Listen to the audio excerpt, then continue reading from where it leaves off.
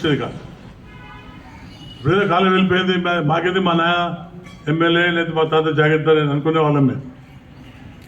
అది పెద్ద ఇంట్రెస్ట్ చూపించేవాళ్ళం కాదు. కానీ రాను పరిస్థితి మారిపోయాయి.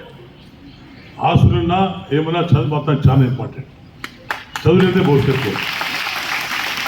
ఇప్పుడు ఈ కాలంలో కులమత బదిలీ లేదు. ఎవరు చదువుకు మెయింటెన్స్తో వాళ్ళకి మంచి భవిష్యత్తు. వీళ్ళ మీద పోటీ పడాలి. ఆడవాళ్ళకు ఆడపిల్లల మగపిల్లలు పోటీ పడాలి. చదువు పోటీ పడాలి. అన్ని రంగాల్లో పోటీ పడాలి. ఈరోజు అన్ని రంగాల్లో ఆడవాళ్ళ మీద సమానంగా వస్తారు.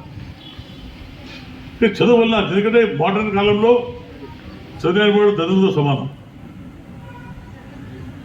ఇప్పుడు ప్రభుత్వం ఇన్ని సదుపాయాలు చేస్తుంది. ఇక్కడ పంచి అన్నం పెడతారు, మీకు ఇక్కడ మంచి డ్రెస్ ఇచ్చారు, మంచి బుక్లు ఇస్తారు.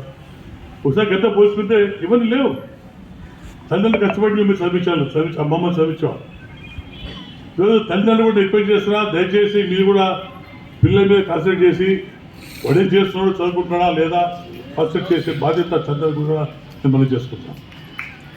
పిల్లల చేతిలో బుక్ ఉంటే భవిష్యత్తు ఉంటుంది. చాలా పిల్లలు తల్లిదండ్రులు పట్టి దానికి కొంత తల్లిదండ్రులు ఎడ్యుకేట్ అయిపోయారు. ఇంకా తల్లిదండ్రులు పిల్లల మీద కాన్సన్ట్రేట్ చేయాలి. పిల్లవాడు చదువుకుంటున్నాడా, ఏం చదువుతున్నాడు, ఇంటికి చేంజ్ చేస్తే ఒక కాన్సన్ట్రేట్ చేస్తే తప్పకుండా మీరు తీసుకొచ్చి వాళ్ళ భవిష్యత్తును బాగు చేసిన వాళ్ళతో కూడా మనం చేసుకుంటున్నాం. ఈ 10 ఏళ్ళు కష్టపడితే వాళ్ళ భవిష్యత్తు బాగుంటుంది. తల్లిదండ్రులు ఎంతో ఆశ పెట్టుకున్నారు. మా బాధ్యత బీతరం ఉండకూడదు, మా బాధ్యత చదువులేకుండా ఉండాలి.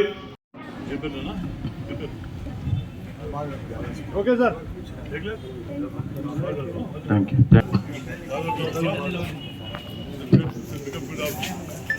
You sir. నెక్స్ట్ రండి మా తొందర రండి. ఓకే రండి.